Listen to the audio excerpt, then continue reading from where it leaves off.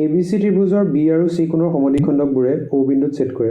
যদি কোণ BOC 105 degree তেন্তে BAC ৰ মান উলিওৱা। ঠিক আছে, এটা ত্ৰিভুজ আছে ABC, ইয়াৰ কোণ সমদ্বিখণ্ডক, এইটো A হৈ গ'ল, এইটো B হৈ গ'ল, এইটো C হৈ গ'ল, এইটো O হৈ গ'ল। ইয়াত কি বুলি কৈছে BOC 105 ডিগ্ৰী, এইটো হৈ গ'ল 105 ডিগ্ৰী। উলিয়াব কি লাগে BAC লাগে, এই কোণটো লাগে। ঠিক আছে, তো আমি OBC ত্ৰিভুজটোৰ পৰা চাওঁ।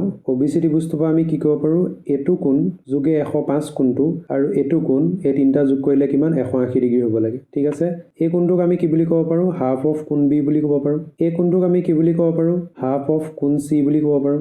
আৰু লগত কি আছে, এই যিটো BOC কোণটো আছে এইটো 105 ডিগ্ৰী। ঠিক আছে, ইকুৱেল টু কিমান, তিনিটা যোগ কৰি দিলে 180 ডিগ্ৰী পাওঁ। এতিয়া হাফ অফ কোণ B, হাফ অফ কোণ C, কোণ B প্লাছ কোণ C divided by 2 equal to 180 পৰা 105 মাইনাছ কৰি দিলে কিমান 5 আৰু 17 পৰা 10 গ'লে 7, 75 ডিগ্ৰী। এতিয়া 75ক 2ৰে পূৰণ কৰি দিলে কিমান 150, গতিকে কোণ B যোগ কোণ C দুইটাক যোগ কৰিলে কিমান 150 ডিগ্ৰী পাম। এতিয়া আমি এই গোটেই ডাঙৰ ত্ৰিভুজটোৰ ক্ষেত্ৰত চাম।